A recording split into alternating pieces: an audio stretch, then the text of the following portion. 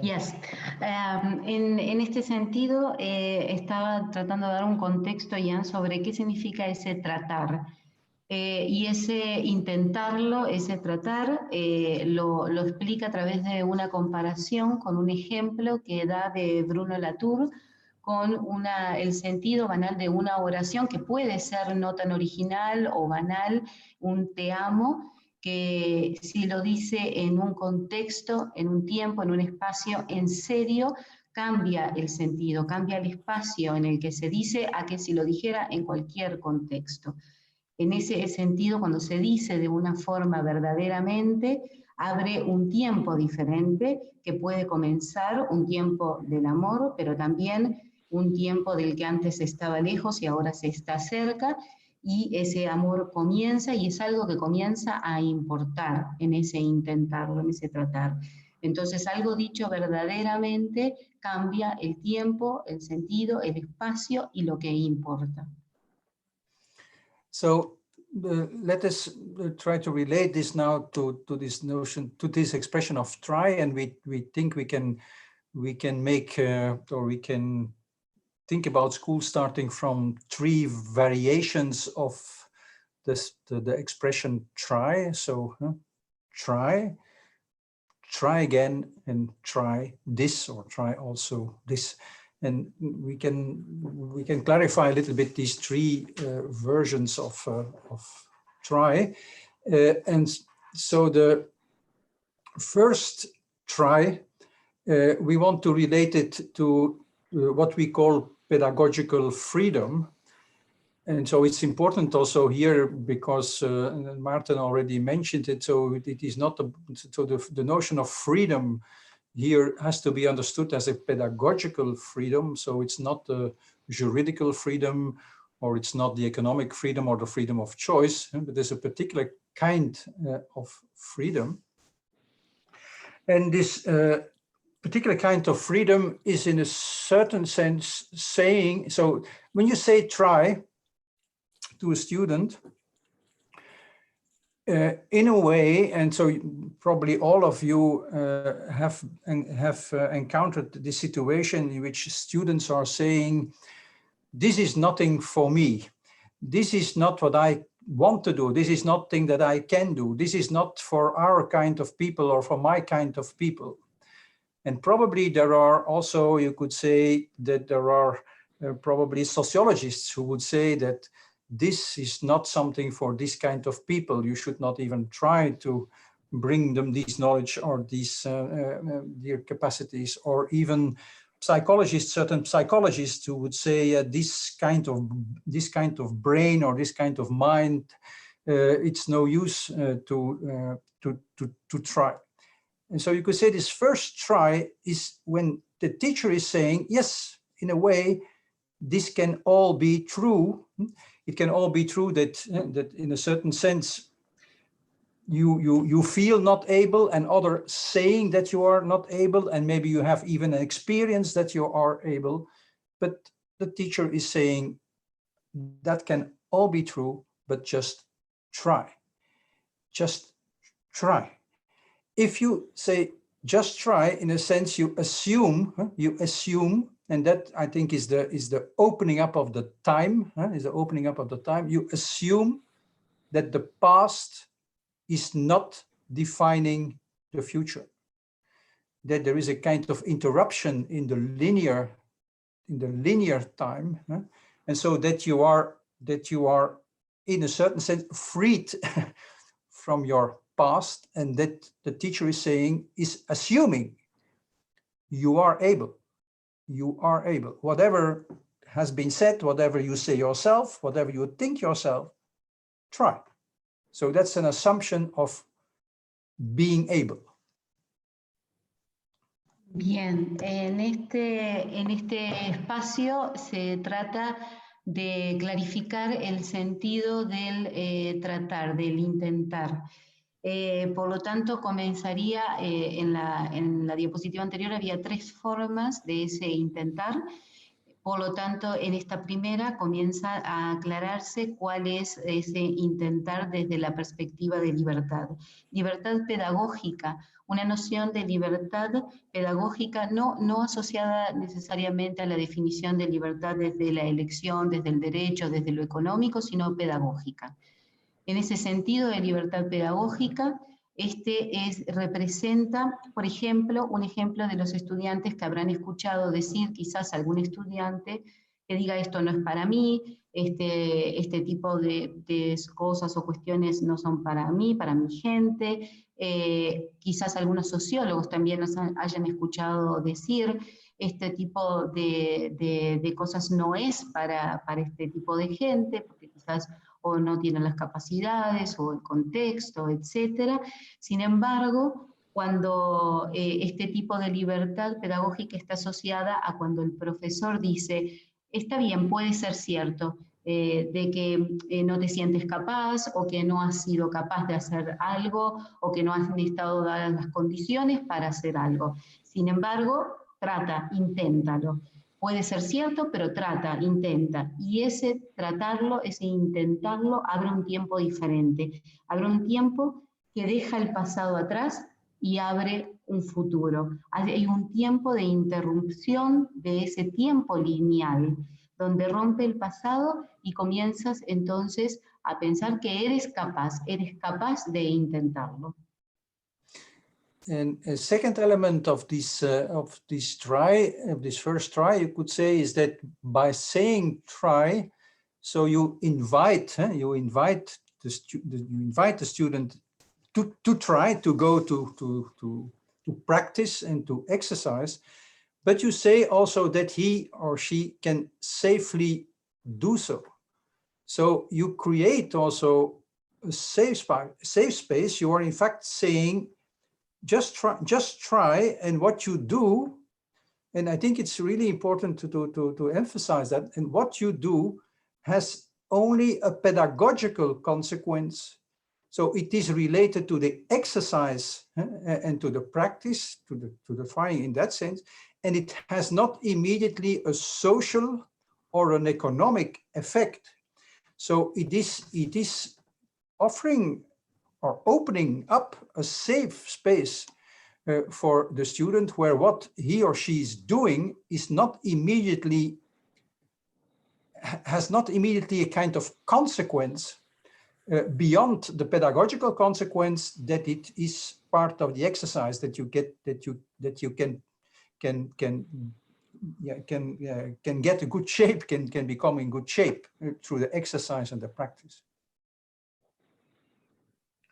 Otra cuestión importante es que ese decir, inténtalo, trata, puede hacerse, y no solo diciendo el inténtalo, sino también el hacerlo, se transforma en un acto pedagógico, en algo que haces, que abre un espacio seguro y que no tiene una consecuencia inmediata más allá de ese ejercicio pedagógico, y que proporciona ese lugar seguro de intentarlo y hacerlo.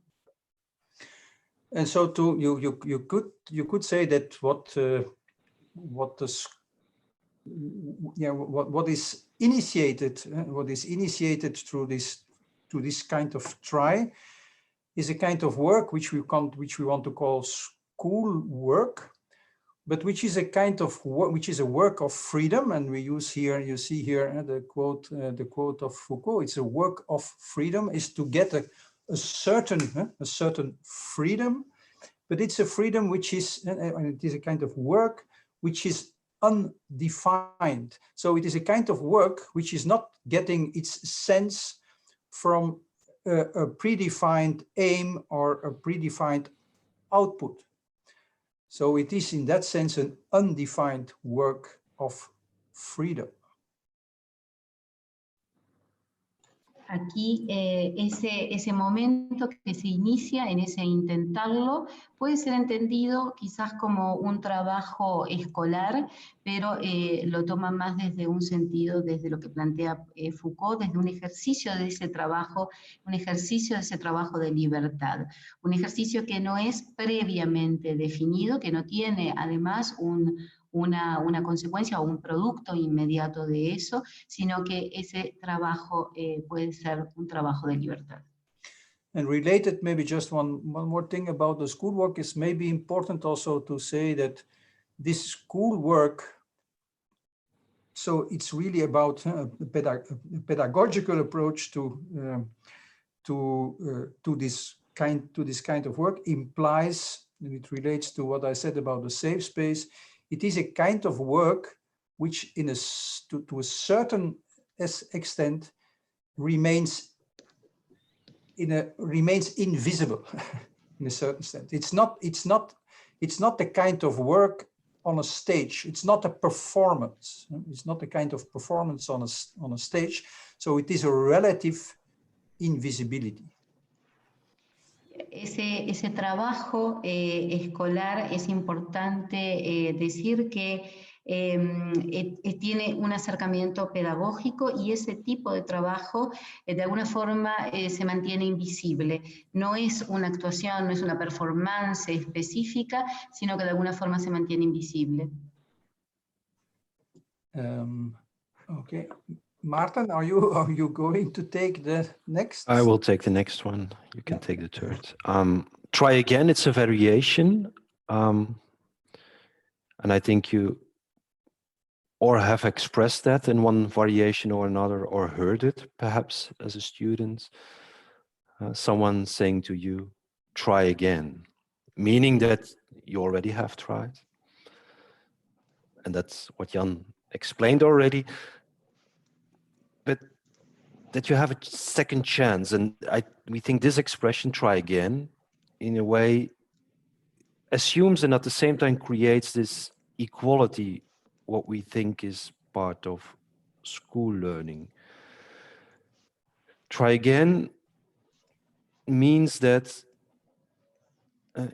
again, yet there is a kind of optimism involved in this expression.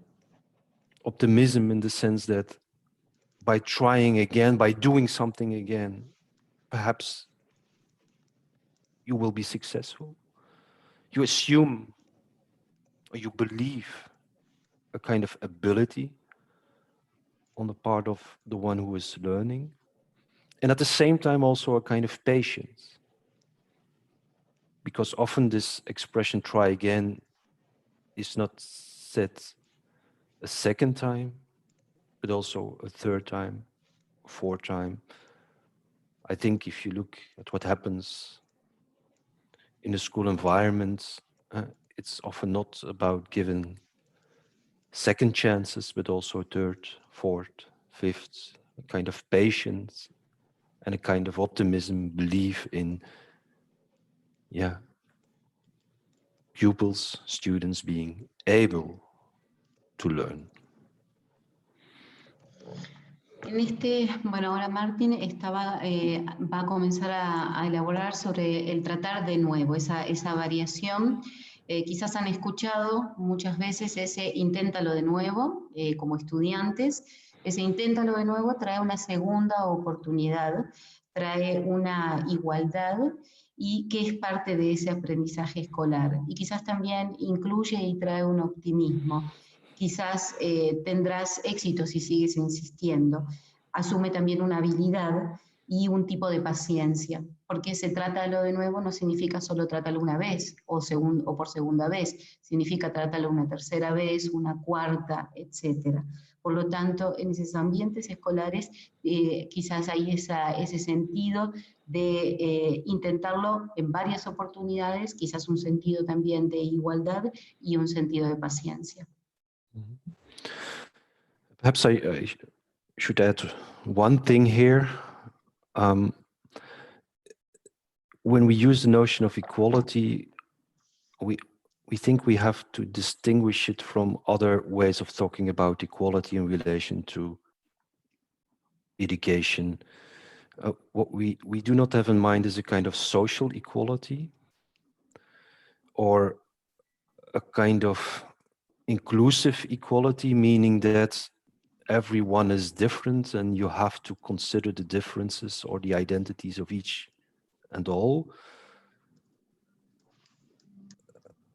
Try again, in a way, is breaking with the past and opening up a future again. It's almost the opposite of kind of interventions in education in the name of social and cultural equality. Those interventions often assume a kind of difference in social, cultural, even psychological terms. So they have to identify a difference, take into account that difference in order to approach a student. And that's one way of dealing with equality, which is of course dominant or popular in education. The simple sentence, try again, it's also about equality, but it is, in a way, it's the opposite. It's not defining the student, it's not redefining the student, it's not pointing at the learner's past in order to orient him or her to a future. It's leaving aside the past and just saying, try again. Let's forget about the past, just try again. So we think that's also a way of thinking about equality, different from thinking in terms of social, cultural, or other forms of equality. En esta noción de igualdad es interesante e importante distinguirla de otros tipos de nociones de igualdad en educación, por ejemplo, en lo que tiene que ver con igualdad social o equidad social, que cada uno es diferente y se parte desde ahí.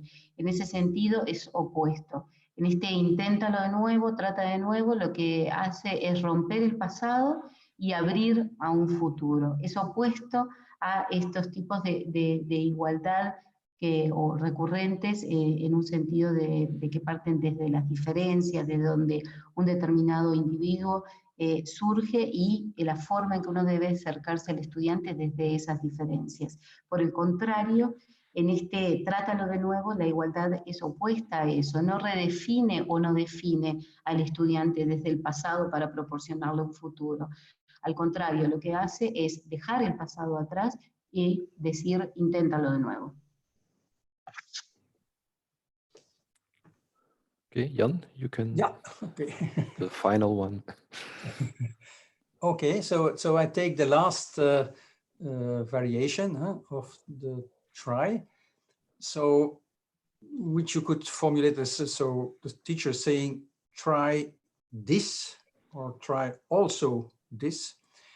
And we would like to relate that also to a way of phrasing what the school is about, which we like very much and which we use very often, is to say that the school is about putting something on the table. It is putting something on the table, which means that in a way we are, by putting something on the table, we are giving some time. We are not just trying to transmit something as fast and quick as possible to the other, but we are offering it also in order to be able to, as on the table, and to be studied, to have a kind of intense relation to that what is offered. So try this is offering or presenting something, is something of the world, and it is something of the world which is or it is presenting something of the world related to the invitation, related to the invitation to come out, to get out of your own life world. So in that sense, it is a kind of disclosure, it is a kind of getting out of a certain closure, and to become open, to something outside ourselves. Ahora estamos trabajando, estamos ahora empezando a aclarar como la tercera variación de ese inténtalo de nuevo, que es trata de nuevo, pero además trata además esto. Esto de alguna forma lo que hace es congelar ese momento de la escuela, que es lo que se entiende el poner algo sobre la mesa, darse un tiempo. No es algo de hacerlo tan rápido como puedas, sino algo más bien como para estudiar, como para darse el tiempo y como para generar una intensa relación en ese sentido sobre lo que se está ofreciendo. Se presenta algo del mundo y eso que se presenta del mundo se hace con la invitación de salir de ese propio mundo en el que quizás estás encerrado, sino salir de eso y escuchar otra invitación y de lo que se está presentando e invitando. So there is something presented, and so in a way you could say that the student is invited to attend what is presented, to attend and to pay attention, to become attentive to what is presented, what is, so to say, put on the table. And there are two things there that are important in this attending what is on the table. That on the one hand, and I will come back to that immediately, on the one hand, what is put on the table is put there in a way, if it works as a school, is put there in a way that is what is on the table is able to say something to the student. To say something to the student is something which you could relate to what you could call pedagogical authority. The pedagogical authority is not directly the authority of a teacher who is saying you should do this and should do that. Pedagogical authority is, in a certain sense, making the world speak, making numbers interesting, making that they can say something, start to say something to the student. So that is one aspect of this becoming attentive. The second one is, so this is a kind of getting to belong to a world which is not yet yours, to start to belong to a world which is not yet yours, to get interested in that world. But the other aspect is that you also become able to relate to that world. So it's not just to get immersed in another world, but also to have the possibility to have a certain distance to that world. Algo que se presenta en este sentido, lo que hace es invitar al estudiante a asistir a eso que se está presentando y a invitarlo a prestar atención a eso que se presenta y se pone sobre la mesa. Asistir a eso que se pone sobre la mesa tiene que ver con ponerlo sobre la mesa y decir algo a los estudiantes. Eso de alguna forma se relaciona con la autoridad pedagógica, no una autoridad relacionada a él, debes hacer esto, sino una autoridad pedagógica relacionada a hacer que ese mundo hable y que por ejemplo, los números sean interesantes.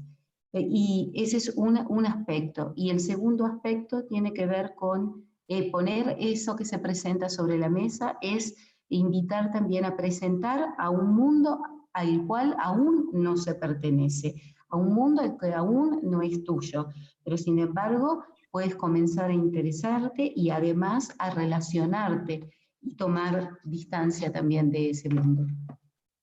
So we can relate to what we call pedagogical freedom, to this kind of possibility to relate to being able to relate to. So the pedagogical freedom is not a freedom of choice, it's not about a freedom of choice, but it is a possibility to be able to relate to the things that at once also make our lives, form our lives, but that we are able also to relate to it, and that implies the condition in order to be able to relate to it is that the world is presented on the table in a way that it can speak, but also in what we call a grammatized form.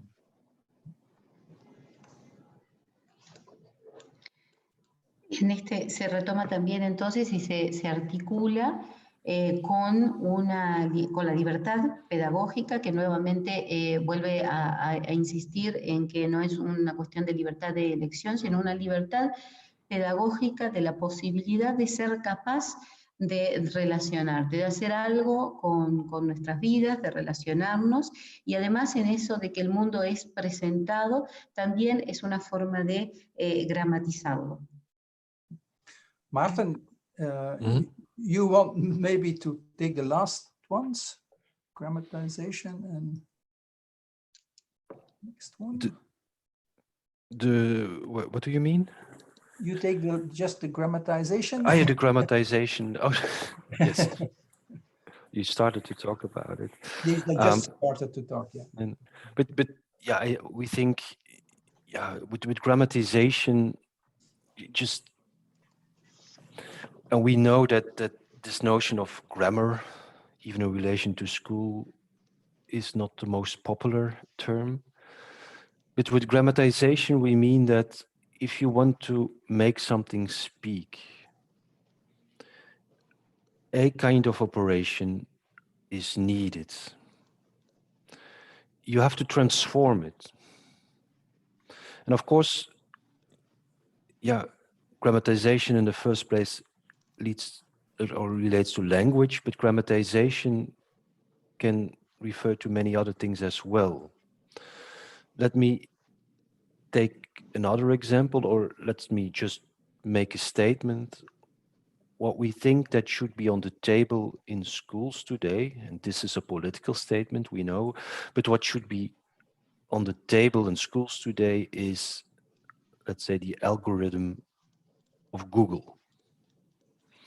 What do we mean by that? The algorithm of Google, it means that you could say that's the grammar of Google.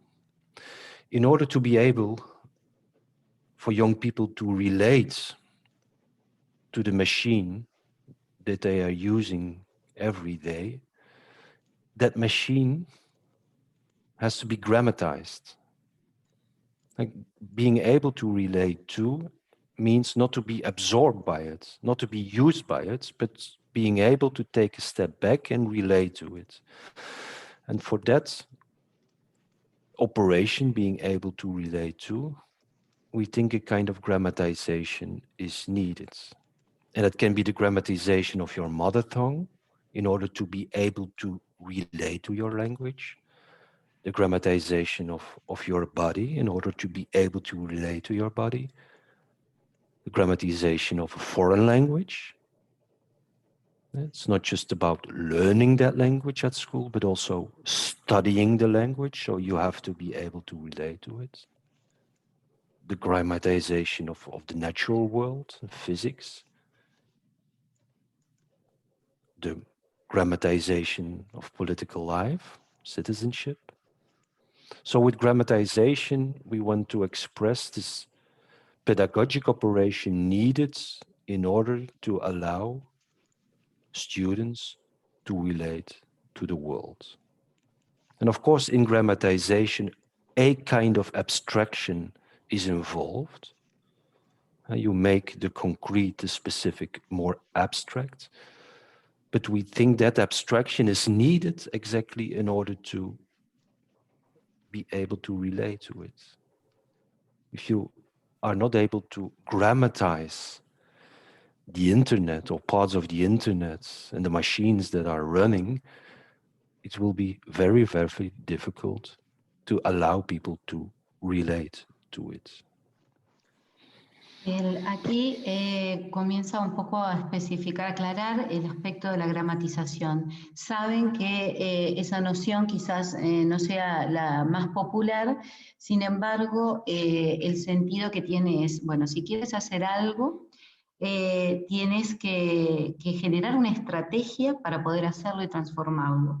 Entonces, un ejemplo puede ser sobre eso que se pone o está sobre la mesa, quizás también en términos políticos, por ejemplo, lo que es el algoritmo de Google, su gramática. Para relacionarse con la máquina, los estudiantes para relacionarse con la máquina que están interactuando cada día, tienen que ser gramatizados. Eso significa que pueden generar una relación. que pueden dar un paso atrás y relacionarse con ello. Y no solo, por ejemplo, con este algoritmo, sino también sobre tu lengua materna, el cuerpo, una lengua extranjera. Para aprender una lengua extranjera no solo la estudias en la escuela, tienes que relacionarte con ella. Por ejemplo, el mundo natural, de la vida política, de la ciudadanía. Por lo tanto, ese sentido de la gramatización tiene que ver con una operación pedagógica para que los estudiantes les sea permitido relacionarse con ese mundo. Y ahí puede necesitarse desde lo específico una abstracción. Esa abstracción se necesita para relacionarse y, por ejemplo, volviendo al tema de Internet, para gramatizar ese Internet y las formas de relacionarse con él. Okay, and then just to conclude, I mean, what we have tried to say now, and we have used more than 20 minutes, we haven't calculated the translation, but even then, so what we have tried to do is show that so we have written that small book, and then more and more we started to focus on what we think is specific to school talk, or to ask the question, is there something specific to school talk? Is there something specific to school work? So that's one thing to conclude. The other thing, and then just want to come back to two pictures that we have used. We think this picture that you see here, in a way, summarizes perhaps what we want to say. You see a house, and then you see the crossroads. We think in the middle there is the school. And the school is not, it's bringing you in that third space. Sarah refers to that third space where you can go any direction. We think the school is not defining your life or creating someone according to a certain image. We think the school, at least the way we try to understand it, it's bringing you at a certain point where you can define, you become able to define your life yourself. So it's bringing them there. And perhaps people indeed after school go back home. But it might be different. But I think it's not in the power of the school to decide or to define the future of students' lives. That's one thing, and then I have to return here to this, and to come back with to return to our introduction, how we make this analogy between democracy and school. Democracy, at least in line with Rancière, can be defined as starting from the assumption that everyone can have power to do anything. It's not the case, but it's an assumption that it's not defined in advance who will have power, etc. So the assumption of democracy, which is often contradicted, but it's the assumption, it's a kind of belief, is that everyone can have power to do anything. And we think the school starts from another assumption, and we think, and we also wrote about it with Jan Masschelein, but also with Jan Hele, who is here. And there we coined that expression, the school starts from the assumption that everybody can learn everything. And we still think that this, in a way, stupid picture, it's an expression of this assumption. Everybody can learn everything as an assumption. Probably it's not true at the end, but making school perhaps has to start from this assumption, and we think that this expression of try again, try this, is always in one way or another assuming that the student or the one who is sitting in front of you or perhaps behind the screen can learn everything. So that's what we wanted to say. Primero dice que nos había llevado un poquito más de tiempo la presentación, no se había calculado la traducción, así que disculpas. Entonces, en ese sentido, lo que quieren un poco concluir sobre la escuela es que enfocarse en lo específico de ese hablar de la escuela, o preguntarse si hay algo específico de ese hablar de la escuela, de ese trabajo escolar. Y para eso enseñaban 2 fotografías. La primera fotografía tenía que ver con un lugar, con una escuela y diferentes caminos, o un lugar en el medio de la nada y distintos caminos. En ese sentido, se preguntan si esa escuela puede ser justamente un espacio en el que uno puede ir a cualquier lugar, elegir cualquiera de esos caminos. Y entonces se pone en discusión si realmente la escuela te tiene que llevar a un punto específico, o por el contrario, la escuela te lleva a un punto en el que tú puedes definir tu vida, en el cual tú puedes tener ese poder, ¿sí? Y que la escuela no tiene o no tendría, por lo que se pone en discusión aquí, el poder de definir el futuro de los estudiantes, sino de decidir, y quizás algún estudiante lo que decida es volver al hogar. En la segunda foto la toman como ejemplo de la analogía que se hizo entre la democracia y la escuela. En primer lugar, en la democracia, partiendo desde el trabajo de Rancière y desde la asunción que él toma de que es comenzar desde la opinión, desde la asunción de que cualquiera tiene el poder de poder hacer lo que desea. No como una creencia, no como algo que específicamente quizás sea así, pero desde esa asunción y desde ese punto de partida de la opinión. Y así también lo estuvieron pensando desde la escuela, si desde la escuela también podemos tener esa asunción de que todos pueden leer todo, expresar de que todos, la expresión de que todos pueden aprender o leer todo. Y eso lo relaciona con esa experiencia del tratar, que permite asumir que los estudiantes pueden aprender, pueden partir y aprender todo en ese sentido. Thank you, Giselle, for this translation. You're welcome. Wow. Thank you, G. You're welcome. Brilliant translation. Gracias. Thank you, Jan and Martin. Gracias, compañeros. Gracias por su paciencia, porque hay mucho tiempo, ¿no? Cuando traduciendo de inglés a español. En este sentido, tenemos espacio para ustedes pueden preguntar o también pueden conversar con Maarten y Jan. Jan, Maarten, since your presentation is now over, now is the space for us to converse and for us to have a dialogue and to talk about what you have just shared. So our colleagues can maybe like share their thoughts or maybe raise a question so that the authors of the book can answer. Algunos compañeros que quieren preguntar a los autores, por favor.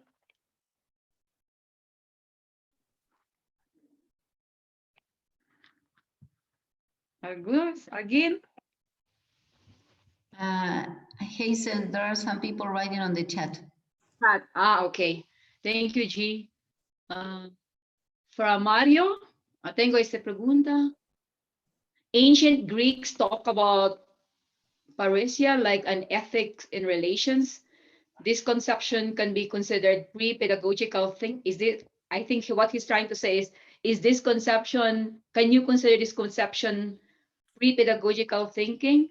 Is this the way? Is this way of thinking be a motion for deconstruction on education? So Maarten and Jan, Mario has a question, and it has a lot to do with the motion of deconstructing education. That's his question. Could he explain a little bit more what he means here by deconstruction of education? Mario, ¿te escucha? ¿Te escuchas, Mario? Mario había dicho al inicio que solo puede escribir porque tiene un cruce de sesiones. Sí. So Mario can just write because he cannot connect right now because there's a parallel session there, and so he can write. Okay, go ahead. I think he's writing his explanation or elaboration about what he means by deconstruction on education. Okay. Anyways, while waiting for Mario, ¿alguien compañeros? Yeah. G, ¿podrías traducir? Yes, what actually he's saying about the construction of education, that would imply a questioning of the structure, of the political structures that underpin education across history.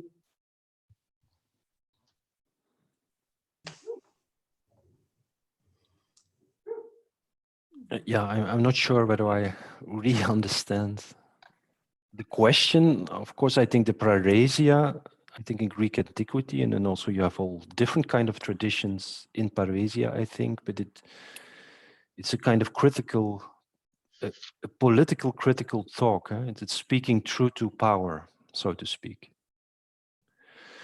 I don't know in what sense.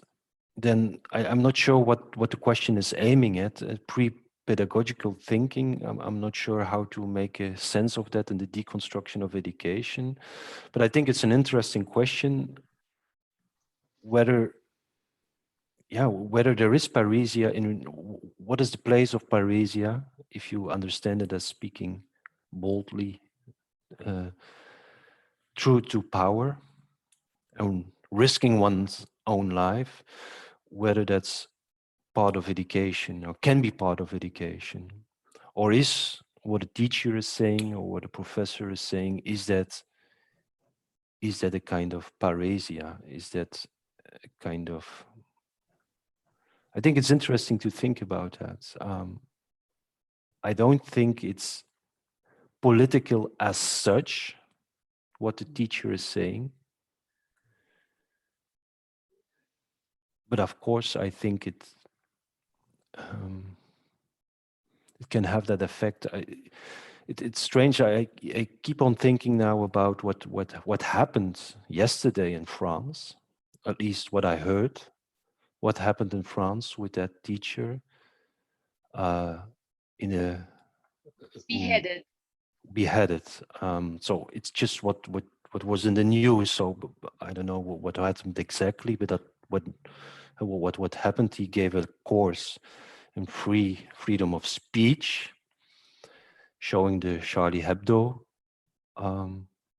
comics, or and that would be one of the reasons. But of course, let's not talk about them because probably we do not know enough. But I think it's yeah, it made me think about what is school. What are you doing as a teacher? Do you have a kind of ethical or political responsibility, or is this exactly showing what really school is about? And that what he did was a kind of grammatization, profanation, allowing young people to relate to it. But of course, it's not politically neutral, or culturally neutral. And I'm not giving an answer now to this question. I know. I'm just trying to relate things.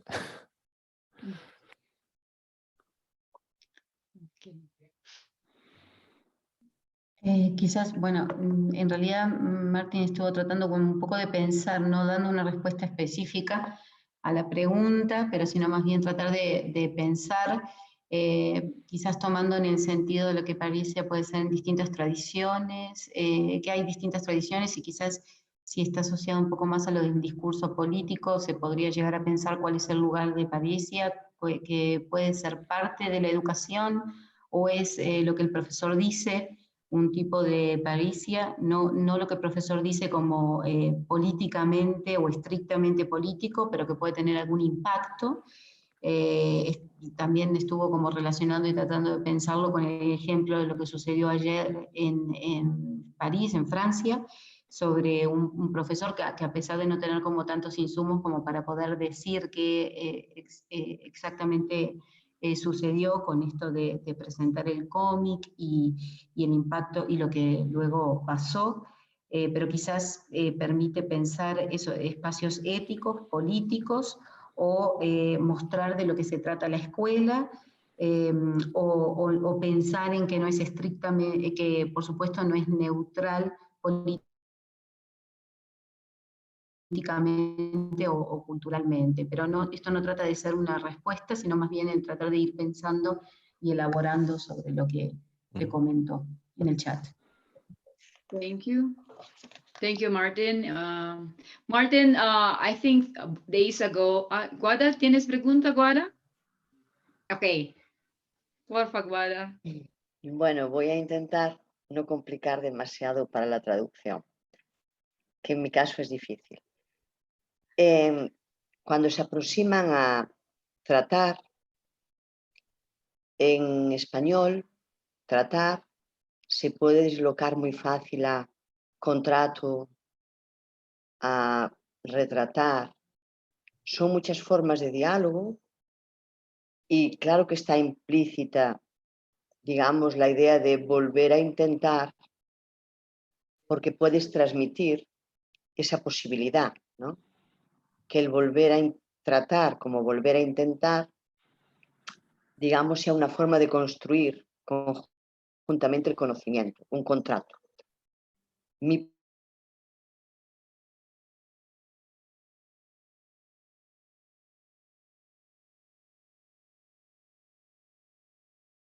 Tanto que yo soy una y los compañeros y compañeras del aula son muchos. Esa relación que se necesita como amorosa es bien compleja porque nadie, no sé, el poliamor o en otras formas de relacionarse, pero es bien complejo tratarse y convencerse de que se pueden hacer las cosas desde una relación tan asimétrica en número. Necesitamos como más contacto personal y ese contacto suele ir en unos números que van de 1 a 30, ¿no? ¿Cómo esas personas se van a sentir en el trato para interiorizar esa idea de futuro que también se basa en intentarlo, en tratar de hacerlo de otra manera? O sea, yo tengo siempre ese conflicto con cómo nos podemos relacionar de manera que los que las que estamos en el aula nos creamos que una relación tan asimétrica en número puede ser más personal, puede mediar una relación amorosa, ¿no? Es algo que siempre me pregunto y que creo que es algo que diferencia a la escuela con el resto de las relaciones de aprendizaje de fuera de la escuela, que pueden ser más personales y que sin embargo la asemeja a otras instituciones donde hay un uno que manda, sea el cura, la iglesia, sea el general, el ejército. No sé si me puedo explicar bien, es bien complejo lo que a mí siempre me viene a la cabeza sobre la escuela y eso que creo que la diferencia, que pretendemos una relación de trato que impide mucho un trato amoroso porque no hay una relación simétrica en número, por ejemplo. Creo que os compliqué la traducción, ojalá no. Voy a intentarlo. So what Guadalupe is actually saying, well, she's trying to make an idea clear of something that is quite complex of her understanding of a school. And at the beginning, she mentioned that this try in Spanish, that is when it's translated as tratar, not as intentar, but as tratar, this try can be related to a kind of contract. And in this try again, it's a way of make a kind of contract. From her understanding and trying to think about a situation of the school relation in which the number in which we relate in a school context and in a class arrangement is quite actually a lot, and perhaps I am one, but the others are a lot of people there, and it's quite there's a kind of difficulty to relate to each other, and it's complex perhaps to think that we can do that we can relate to each other in a more personal way with this asymmetric relation. And also she's trying to think about how people can relate to others in this school context. How can we relate to each other in a more personal way, in a more caring way, when, for example, the numbers of the students we have and the asymmetric relations perhaps prevent us from having this kind of more personal relation. And that sometimes she also thinks and relates the school with different other situations in other institutions, like, for example, the church, or, for example, a military situation in which there's a kind of asymmetric relation. So she's wondering how can we relate to each other in the school environment arrangement in a more personal way, loving way, caring way, in this try and try again attempt and relation. Yeah, maybe I can. Is my my mic? Yeah, maybe so. First of all, yes, the connotation in the Spanish, it's difficult for us, I think, to really know the connotations of this try. I don't think that the try that we meant is a try that is to be conceived as engaging in a kind of contract. It is rather to be taken into as a kind of invitation and a seduction. So it's not so much, it's a kind of, it's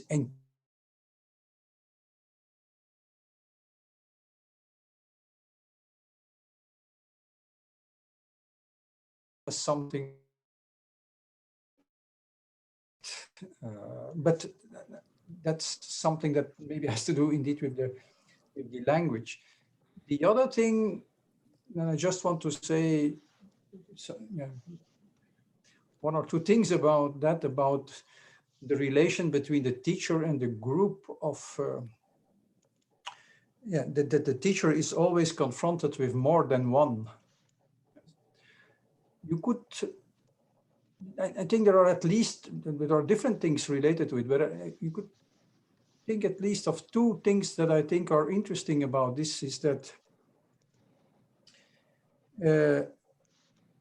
and in a way every teacher knows that precisely when entering a classroom, there is also a kind of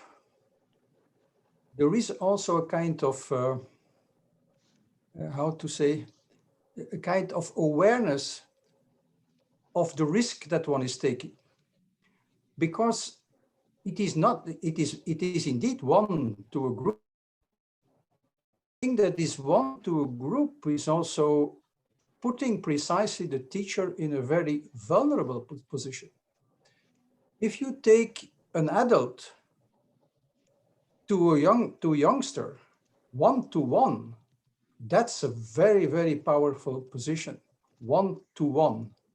If you have an adult in front of 30 young people, then who is unable to control, or at least not very easy to control, you are, I think, in a much more vulnerable position. And I think that's very interesting that the school is precisely putting the adult in a vulnerable position.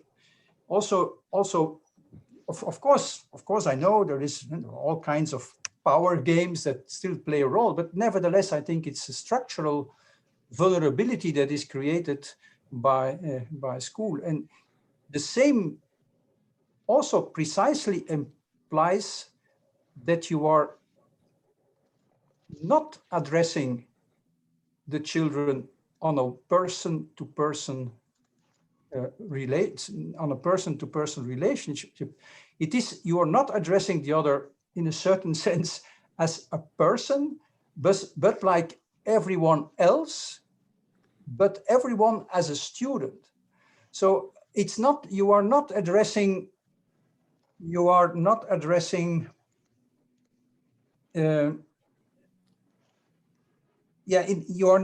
addressing the other, and Maarten has referred to it, in a way that you are trying to define the other and to take particularly into account the personal characteristics of the other, but in a way it's the opposite. It's to try to take a certain abstraction of these personal background and personal history in order to open up a future, to make that background and that context and that cultural and personal characteristics not defining, or the force, let's say the force of these aspects not defining what is happening, or not too much defining of what is happening.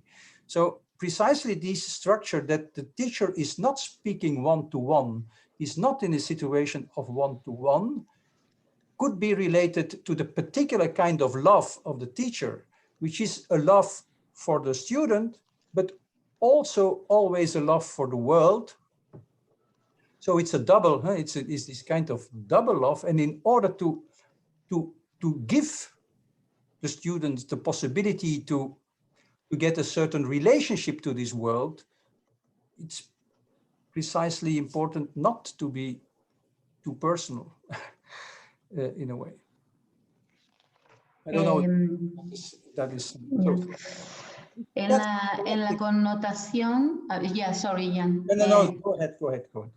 En el primer punto sobre la connotación de lo que es la traducción al español del tratar, o del try, concretamente en inglés, puede ser ambigua, pero no es tanto hacia la connotación quizás en esa relación de contrato, para nada es lo que se quiso decir, sino más bien esa connotación tiene que ver con una invitación, con un seducir a una invitación a realizar algo, entonces no en una relación contractual. Por otro, eso por una parte en lo que tiene que ver con la connotación del concepto en sí mismo. Y por otra parte, pensando un poco en la relación entre lo que puede ser la del docente y el grupo, el profesor de alguna forma siempre se relaciona y se expone con más de uno, ¿verdad? Y precisamente cuando se ingresa a una clase hay un darse cuenta de esos riesgos. Y ese uno con el grupo lo pone al adulto en una situación vulnerable. Si tienes un adulto en frente de 30 jóvenes, estás más vulnerable.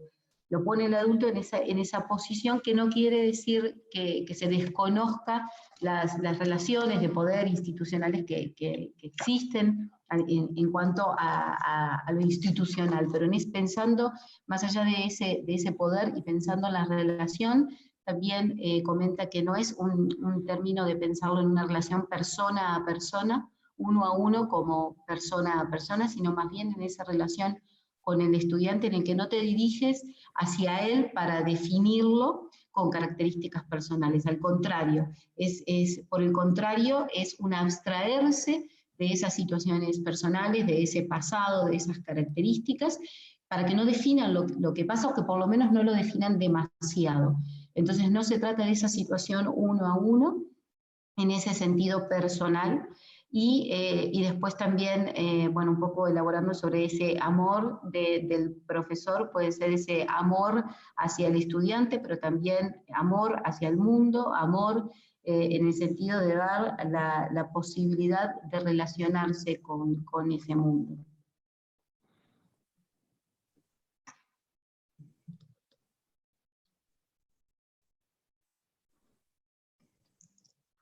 Thank you, G.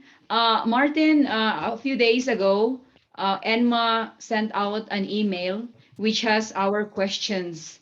I think there were like 10 questions. Did you get the opportunity to take a look at those questions? And if you could share with us your thoughts about some of those questions, that would be brilliant. Would you like me to share? No. we received them, and yeah, we can talk a bit about the questions. We haven't got really, because sometimes we couldn't really get the question, but I don't know, because we do not have that much time, and there is this last question, which I think it's a question, I think, for all of us today. It's this question about today. What is it in? Is online school possible? And how to think about that? And of course, online learning is possible. That's not an issue, probably. And of course, like you in Ecuador, we also have been engaged due to the Corona crisis and the lockdowns into distance education, online. But that's still an issue for us, and we would like to talk a bit about this. For us, the question then is if it is indeed about this notion of try again, try this, if that's indeed somehow part of school learning, can that be possible? Can that be done online? This idea of try again, try this. And we really want to ask it as an open question, because I think it's you could say, no, it's not possible. You need a teacher, a physical teacher in the classroom. We don't want to go immediately into that direction, but I think we have to take the question seriously. Can we organize learning under the condition of freedom, equality, and grammatization, at least if you agree with that, online? I don't know what your thoughts are about this, or your experiences now in Ecuador, or you will go ahead.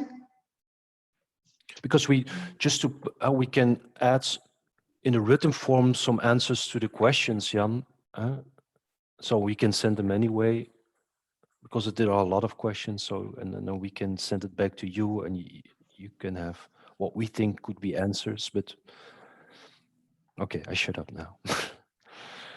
Quizás, bueno, Hazel consultó que se les había enviado un correo a ellos con unas preguntas para poder tratar de elaborar hoy, pero realmente estamos como un poco fuera de tiempo para elaborar todas las preguntas. En cambio, sí pueden, por ejemplo, elaborarlas por escrito, compartirlas posteriormente, pero que quizás en este momento podríamos tomar una de las preguntas, que es si la escuela online es posible.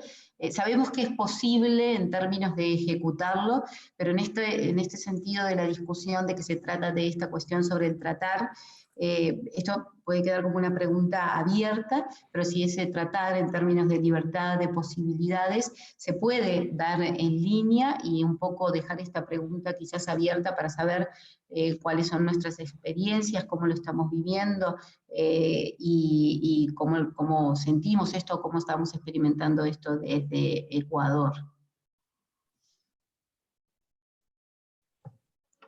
Okay, can I say first? I can perhaps say something about it, because I was actually, I think I actually sent that question because it was something that was struggling me about, and that is something to think about it, on how we can in a way relate to each other, not in this personal way that we were saying, but in this possibility of trying to say something about the world, and trying to, for example, not to take into account or perhaps set aside these personal situations or social conditions, etc. But at some point in some classrooms, in some groups, actually it happened that there are a lot of students that cannot log in because they do not have the conditions to do so. And sometimes we have to arrange so many different ways to try to interact with each other. And it's quite struggling leave for a moment that condition from the very beginning and try to relate in this assumption of saying something about the world. But actually, I always try to, for example, or try to interact in different ways and trying to think about discussing or showing or sharing readings beforehand in many different ways, by phone or by in the way that the students can have access to it, and try to try to do an exercise of coming to the session with some questions, trying to interact with each other with saying something that was going on, think about it, relate to our situations. I don't know, but sometimes it's quite struggling to me whether this no space of attending a particular place is actually something that it's not defining then the outcome. Is quite tricky sometimes, and especially because this semester there's a national. I'm not really sure if it is national issue or if it is for our university that we were asked to plan the 16 weeks from the very beginning of our classes. Very specific on what we are going to discuss, talk, and it was really defining the way to follow, because there are students with that do not have possibilities to log in or connect, and we try to define this from the very beginning. And sometimes it happens to me that I have to follow so strictly to what it is being planned that sometimes I have to think even about specific outcomes because this was asked for us as teachers. It's quite difficult to go on that way and not to define exactly, although the impact will be different for different students, of course. That's something that makes sense. But these are things that are also, there's not, of course, an answer to that. On the contrary, I'm struggling with these issues and trying to think about making this possible online in the way that perhaps we were thinking in a different relation when we were face to face, right? Mm-hmm. Yeah. Just follow up to what Giselle is saying. This has always been beginning the pandemic, and when we shifted to a virtual mode, it has been a struggle for teachers, especially, to really reconnect with students, because a virtual mode is quite different with face-to-face. What caught my attention is your idea of grammatization, because now when we are teaching online, for example, we are placed in a specific structure that somehow serves as a barrier, and it affects somehow the connectedness that we used to have with our students. So when you said, for example, that grammatization would mean a pedagogical operation needed for students to relate to the world, I think this is one aspect that is affected by this kind of setup where classrooms are literally transported to a virtual classroom. Because for me personally, I lost that kind of connectedness with my students. And then there are other factors that affect that connectedness because of, for example, but not limited to, internet connection, if they have mobile data. Imagine, Maarten and Jan, some of our students are using the cell phone, as small as this, the cell phone as their computer, because they don't have a laptop. So if you have 3 classes consecutive, say 6 hours in the morning, just merely looking at the cell phone for your synchronic class, and at the end of the morning, they feel so tired, they feel so stressed out, and they feel that the juice in their brain was literally squeezed out.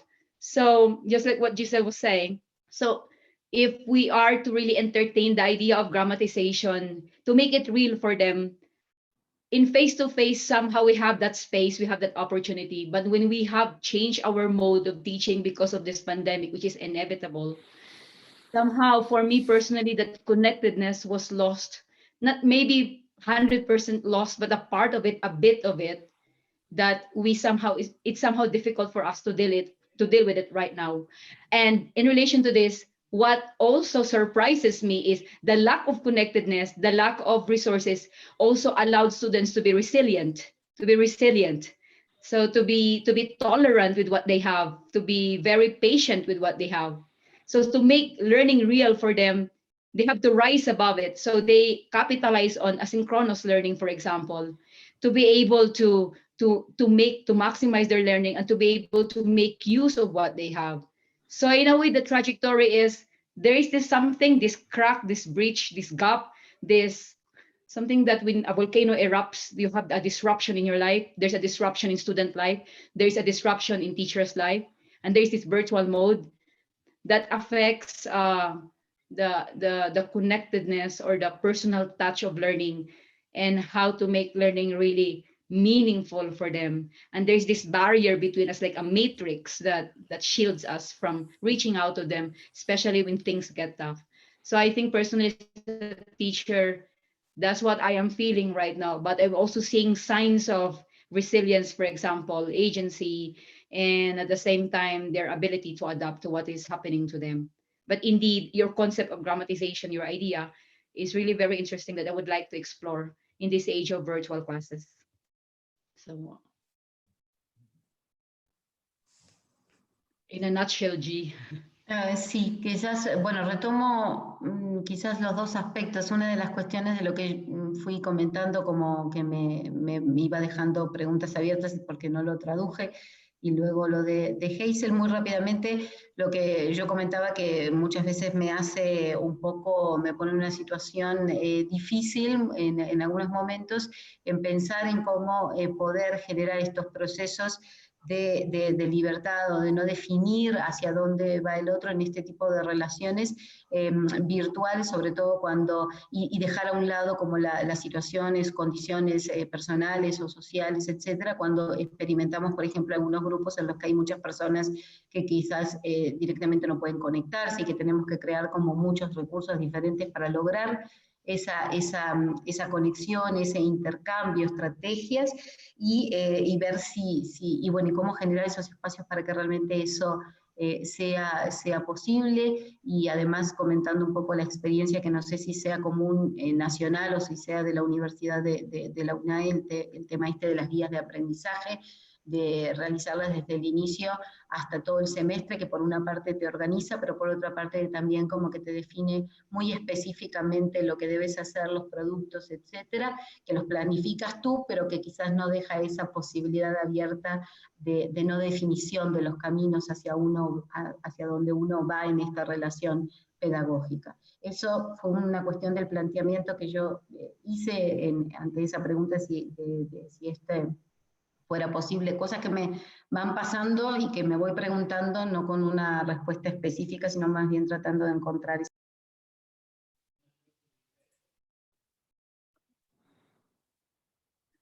Hazel comentó que le parecía muy interesante lo de la estrategia de gramatización que se propone como para seguir explorando, que quizás pueda ser una forma de pensar y de relacionarse con el mundo en estas situaciones online, y que por una parte le pasa y piensa sobre los estudiantes que todo el tiempo y están horas en el día solamente usando el teléfono celular como si fuera una computadora para tener a las clases, y capaz que 6 horas por día, y que llega un momento que ya prácticamente su cerebro no les da más y están agotados en poder relacionarse de esa manera.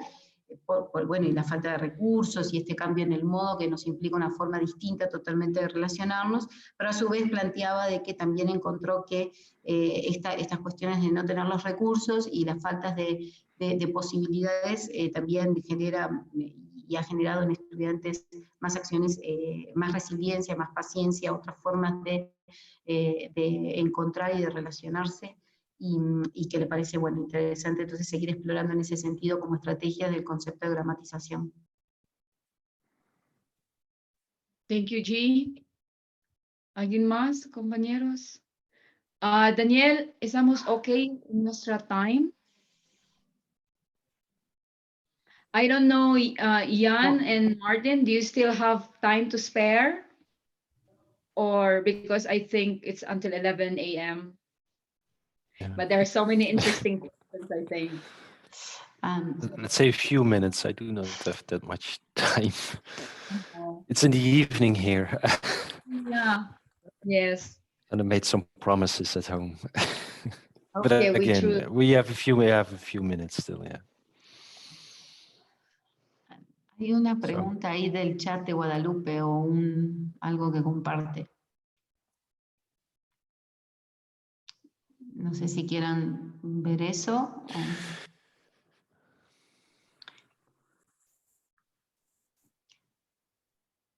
Well, I think there is this, I don't know, is someone want to ask a question? No, I was just asking that there's something that is shared there in the chat, but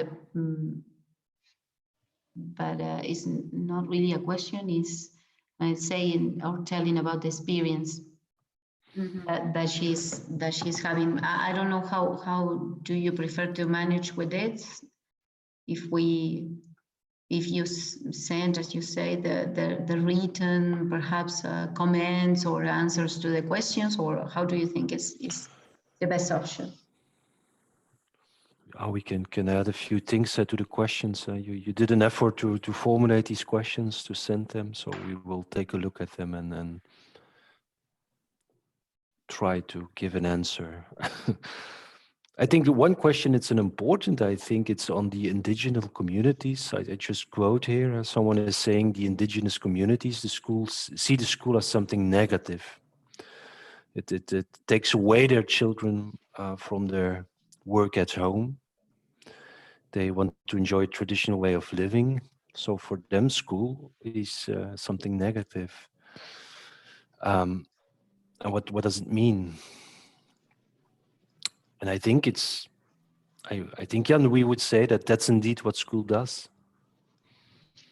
I think that's what school does. And that's what it does in many countries, or did in many countries, and still does in many countries. And then it takes kids, children, young people away. They are no longer the son, the father. And it's, yeah, there is this world disclosure. So I think that's what at least school in our understanding can do. And probably for that reason, it's also many times it's been tamed or neutralized. I think if you look at Catholic schools, you see a bit the same. It's on the one hand, it's a school, but at the same time, although I am from a Catholic university, I went to a Catholic school, but at the same time, there is also this kind of neutralization, perhaps this, okay, we allow school on the one hand, but at the same time, we shape young people according to a certain image. So it's a kind of neutralization of school, but showing, I think again that, yeah, if school works as a school, well, perhaps it's a scandal. It's dangerous because students can start to value other things than parents did. But I don't know what, I think that's just in relation to one of the questions that someone raised.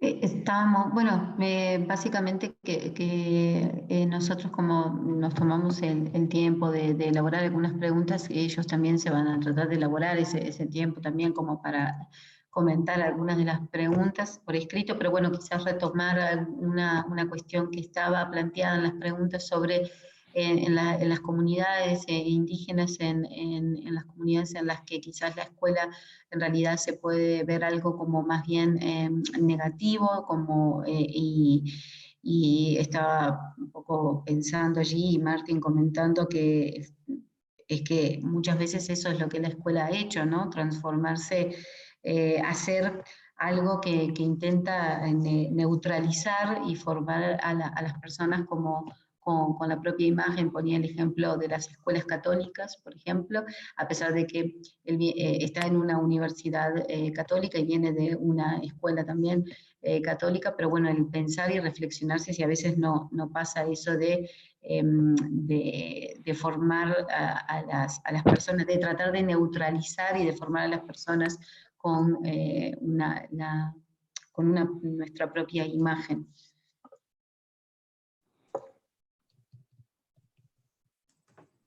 Thank you, G. Daniel? ¿Está bien?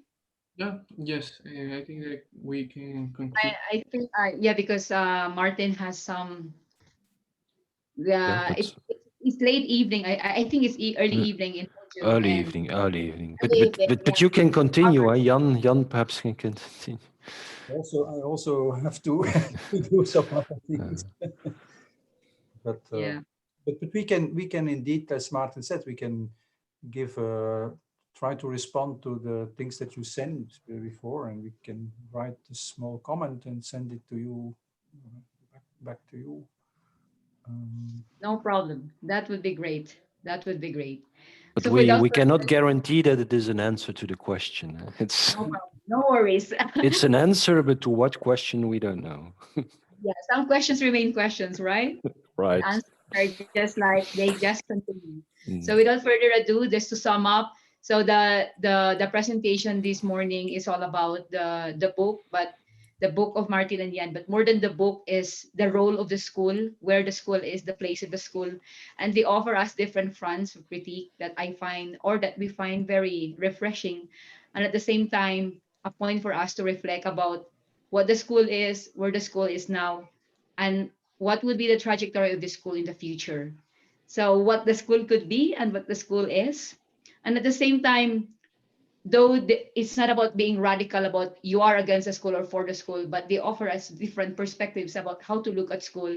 And maybe in our research, we can also like adopt a way of grammatization in the research that will make it meaningful for those who can benefit from it, the data that we use and the findings that we come up with.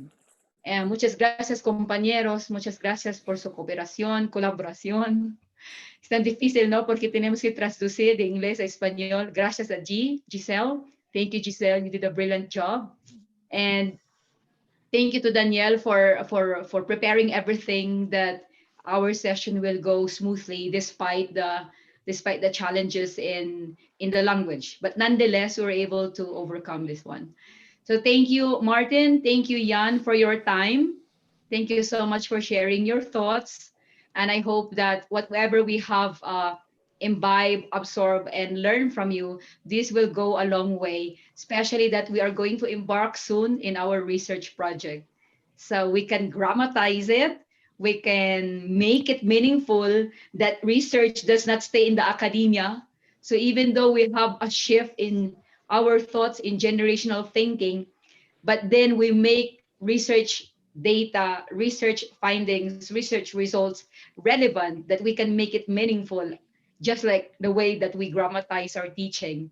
So I hope that this is not the end of our conversation and the end of our relation in with regard to what we can learn from you and what you can see through the lens that we're using also here in Ecuador, in Latin America, at ASEFE, and the different individuals, different compañeros here or colleagues that we have here in this group. Thank you very much indeed for your time and for sharing your thoughts with us. Daniel, ¿tienes palabras? Sí. Thank you, Jan, Maarten, for your conversation. It was a pleasure to share this session with you, and thank you for your time. And I don't know if anybody have another words. Hazel, thank you, Hazel, Giselle. Thank you. Thank you. Thank you, Giselle. And thank you, colleagues. Thank you so much for your time and for your cooperation. Yeah, I think this is goodbye. Okay. Thank you. For the invitation. And Thank you for the invitation. Goodbye. see you. Bye. Have a nice weekend. Thanks. For you too. Bye. Thank you. Bye.